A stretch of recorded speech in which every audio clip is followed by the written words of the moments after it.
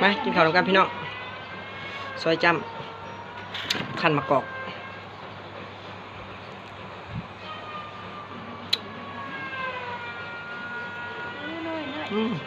งัวเผา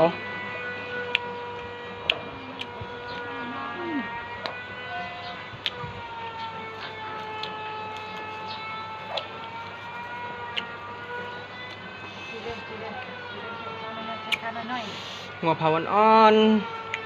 ๆจำเจียวเพียขันมะกอกพี่น้อง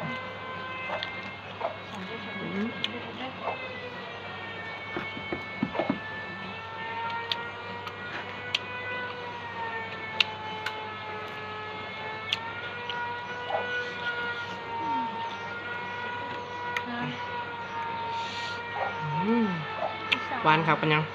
ทานได้รู้ยากเฮ้ยลูกชายอยากนะพี่น้องเยอะบ้าล่ะยังไงปลาบ่ยังซอยจุดน้ำปลาบ่ลงมาบ้านแล้วไปเอาอุปกรณ์มา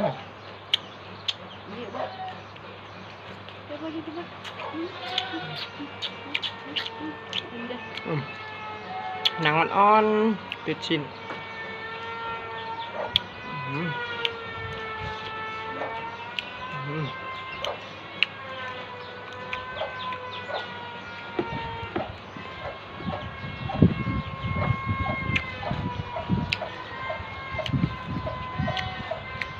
ขั้นมะกอกในชิ้นบุเชียรสชาติ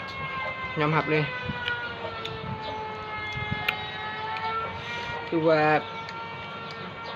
ผสมหวานๆฟุดปาดนั่น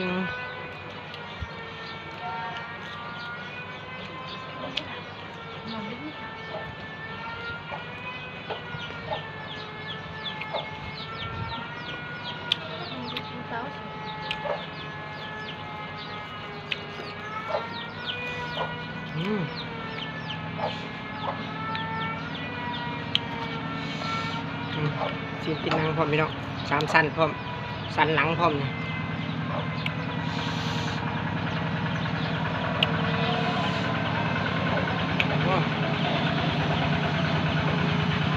แล้วแหละบ่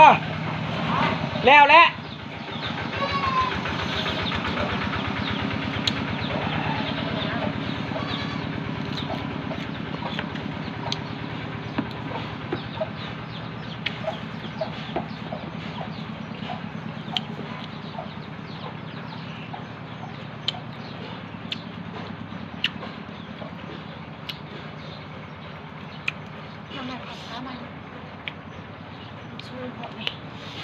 ในเมืองหากินของสดยากอยู่บ้านนอกบ้านนาคือเฮาสดๆเลยพี่น้องเนี่ย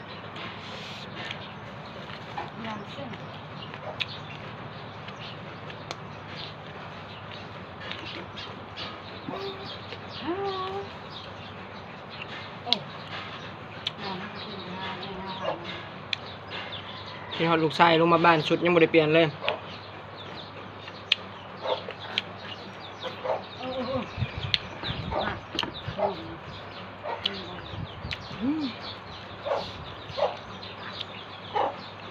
ยังเดือดขันมะกอกพี่น้องเกิดเป็นนัวแล้วขันมะกอกไม่ต้องจำแจ่วเลยนัว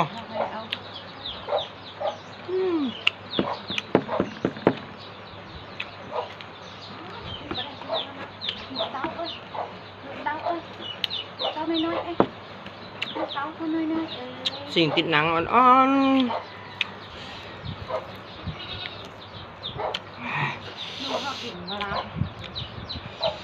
เนี่ยไหนปลาบ่เนี่ยไหนปลาบ่จะกินไหนปลาไหมจะกินน้ำปลาไปจะกินน้ำปลาไป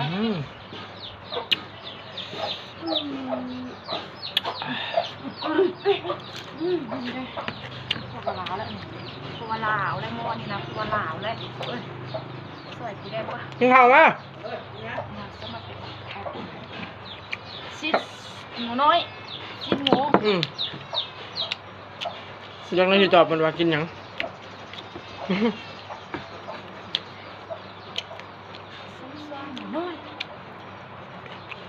ฝากติดตามด้วยพี่น้องเด้อช่องที่เมียงผ้ามวลมีทั้ง YouTube และเพจ ช่วงนี้ก็บ่ค่อยมีคลิปบ่มีเวลาว่าง อืม เวลาว่างบ่มี อืม เป็นเดือนแล้วบ่ได้ลงคลิป